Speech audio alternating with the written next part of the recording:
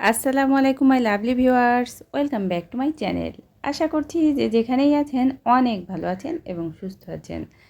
আমরাও আপনাদের দোয়াতে আল্লাহর রহমতে অনেক ভালো আছি।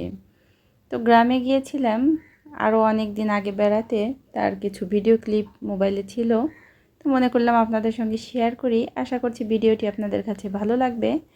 যদি ভালো লেগে থাকে তাহলে একটা লাইক দিবেন, আর যদি বেশি ভালো লেগে থাকে সাবস্ক্রাইব করে পাশে থাকবেন। এতে করে আমার নতুন নতুন ভিডিওগুলো দেওয়া মাত্রই পেয়ে যাবেন। তো এখানে কিন্তু আমরা গ্রামে যে কদিন বেরিয়েছিলাম তার সামান্য কিছু অংশ বিশেষ আছে। এই সময় আমরা প্রায় 5-7 দিন ছিলাম, শীতের সময়। তো এই যে আমাদের বাড়িটা দেখতেই পাচ্ছেন, ঢুকে কিচেন, আর এটা হলো আমাদের বেডরুম। ওপাশে আরও 2টা বেডরুম আছে। তো এখানে আমরা ছেলে মেয়ে নিয়ে এখানে থাকি এই রুমটাতে।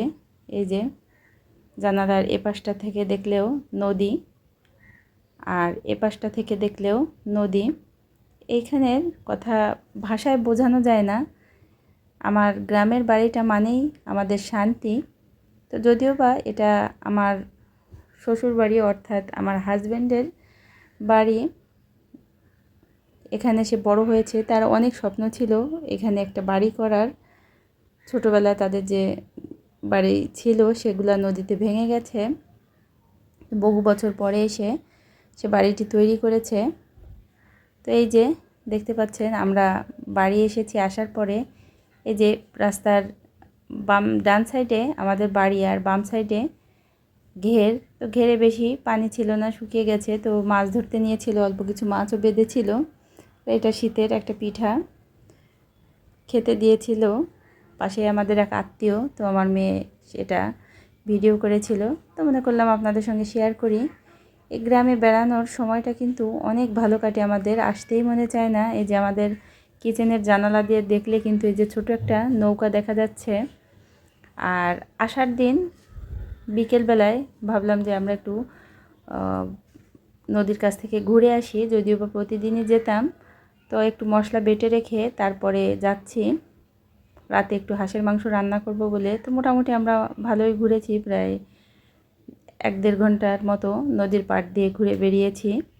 আর এটা আমাদের বাড়ির পেছন সাইডটা, এখানে এখনও প্লাস্টার করা হয়নি, আস্তে আস্তে করব ইনশাল্লাহ। এই যে দেখতে পাচ্ছেন নদী। মোটামুটি আমাদের বাড়ির এখানে যখন আমরা বাড়ি বেড়াতে আসি মনে হয় যে কক্সবাজারের থেকেও অনেক ভালো একটা জায়গা। আর এই যে দেখতে পাচ্ছেন শীতের সময় সর্ষে ফুল ফুটে আছে। তো আমার মেয়ে কিন্তু অনেক এনজয় করছে, ছোট মেয়ে। তার গ্রাম অনেক ভালো লাগে, আর বলতে গেলে সে বলে সেটা নাকি তার বাড়ি। যদি বলা হয় যে এই বাড়িটা ওর বাবার বা কারো, অনেক রাগ হয়ে যায়, বলে এটা আমার বাড়ি। আর দেখতেই পাচ্ছেন এই যে সরিষা ফুল ফুটে আছে। এটা ভিডিওতে দেখলে অতটা বোঝা যায় না, যদি সামনাসামনি এটা দেখা হয় এতটা ভালো লাগে। তো এই যে আমরা এখন প্রায় সন্ধ্যা হয়ে এসেছে, এখান থেকে উঠে এসেছি। আর এর মাঝের যে 5-7টা দিন এতটা ভালো কেটেছে, এতটা ভালো, অনেক ভালো কেটেছিল। প্রতিদিনই আমরা রাতে বারবিকিউ এরকম সেরকম বিভিন্ন রকম কিছু করতাম, আর অনেক আনন্দ করতাম। আর দিনের বেলাও বিশেষ করে যখন ভোরবেলা আমরা ঘুম থেকে উঠি, আমি তো এই রাস্তা থেকে অনেক হাঁটি, অনেক ভালো লাগে।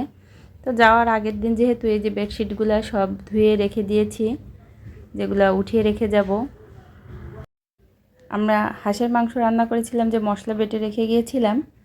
তো আর একটু মেহমানও এসেছিল, তারা দের বাসায় আমি গিয়েছিলাম ছেলে মেয়ে নিয়ে। তো ওরা রুটি বানাচ্ছিল, তো আমি এসে হাঁসের মাংস রান্না করেছি, রুটি দিয়ে খেয়েছিলাম। আর এই যে পেঁয়াজও বানিয়েছি, ছোলা ভেজেছি, আর এই মাছ দিয়ে আলু দিয়ে রান্না করব। যাই হোক, আমার তো এখানে সব সময় সব কিছু থাকে না, যা হাতের মাথায় ছিল তাই করেছি। তো ওনারা এসেছিলেন, এসে খেয়েছিলেন। আর আমার মেয়ে কিন্তু মেহমান দেখলে, মানুষজন দেখলে খুবই খুশি হয়। তারা আসলে এই যে দেখেন অনেক আনন্দ করছে। এটা রাতের বেলায় যে এখানে তারা এসেছে, গল্প করছিলাম। গ্রামে গেলে কিন্তু অনেক ভালো লাগে। আর বিশেষ করে আমার মাকে দেখলে আরও ভালো লাগে। সে অনেক পছন্দ করে। আমার আর 2 ছেলে মেয়ে আছে, ওরাও অনেক পছন্দ করে, কিন্তু ও তো ছোটো। তো যাই হোক, এর পরের দিন চলে আসবো, যেহেতু ভোরবেলায় আমার ছেলে মেয়ে, আমাদের বাসার কাছে একটা ট্রলার যায়, ওদেরকে ওখানে উঠিয়ে দেব বলে এসেছিলাম। তো একটু কলাই শাক খুঁটছিলাম, তারপরে ট্রলার চলে আসছে। ওই বাড়ির পেছনটা দিয়েই ওদেরকে ট্রলারে উঠিয়ে দিয়েছি সমস্ত জিনিসপত্র দিয়ে। আর ওরা চলে যাওয়ার পরে আমি তারপরে সব কিছু গুছিয়ে নিয়ে, মোটামুটি ঘর গুছানোই আছে, তারপর বাকিটুকু যতটুকু লাগে গুছিয়ে চলে যাব। কিন্তু আমার ছেলে মেয়ে যখন ট্রলারে উঠছিল, কেন জানি না হঠাৎ করে আমার মনটা অনেক খারাপ হয়ে গিয়েছিল। অনেক খারাপ লাগছিল যে নদীপথে যাবে। আর মায়ের মন যখন একবার খারাপ হয়ে যায়, আমি ওরা না পৌঁছানো পর্যন্ত মনের ভিতর কেমন যেন লাগছিল। তো ভিডিওটি কেমন লাগছে আপনাদের কাছে অবশ্যই কিন্তু কমেন্ট করে জানাবেন। যদি ভালো লেগে থাকে একটা লাইক দিবেন, বেশি ভালো লেগে থাকলে সাবস্ক্রাইব করে পাশে থাকবেন। এতে করে আমার নতুন নতুন ভিডিওগুলো দেওয়া মাত্রই আপনারা দেখতে পারবেন। তো ওখান থেকে এসে ওর বাবা বলল, ওরা যেহেতু বেরিয়ে গেছে, চলো আমরাও চলে যাই।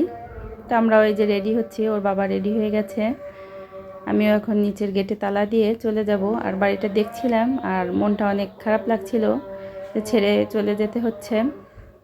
তো কী আর করার, সব কিছু তালা মেরে রেখে চলে যাব। আবার যখন আল্লাহর ইচ্ছা হবে তখন আমরা আসবো বেড়াতে এখানে। আর এই যে আমাদের বাসার খানিকটা আগে একটা নদী পার হতে হয়, সেখানে দিয়ে পার হয়ে চলে আসছি।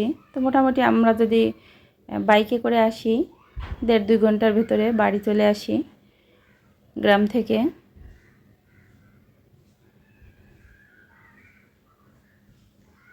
আর আবারও বলছি, আমার ভিডিওটি কেমন লাগলো অবশ্যই কমেন্টের মাধ্যমে জানাবেন। যদি ভালো লেগে থাকে একটা লাইক দিবেন, বেশি ভালো লেগে থাকলে সাবস্ক্রাইব করে পাশে থাকবেন। এতে করে আমার নতুন নতুন ভিডিওগুলো দেওয়া মাত্রই পেয়ে যাবেন। তো আস্তে আস্তে কিন্তু আমার মামনির প্রায় ঘুম চলে আসছিল, সে হাম ছাড়ছিল। এই যে দেখতেই পাচ্ছেন, সে কোথাও যেতে আসতে গেলেই গাড়িতে ঘুমিয়ে যায়। তো আমার মামনির জন্য সবাই দোয়া করবেন। ভালো থাকবেন সবাই। আবার নিশ্চয়ই দেখা হবে অন্য কোনো দিন অন্য কোনো ভিডিও নিয়ে। আসসালামু আলাইকুম।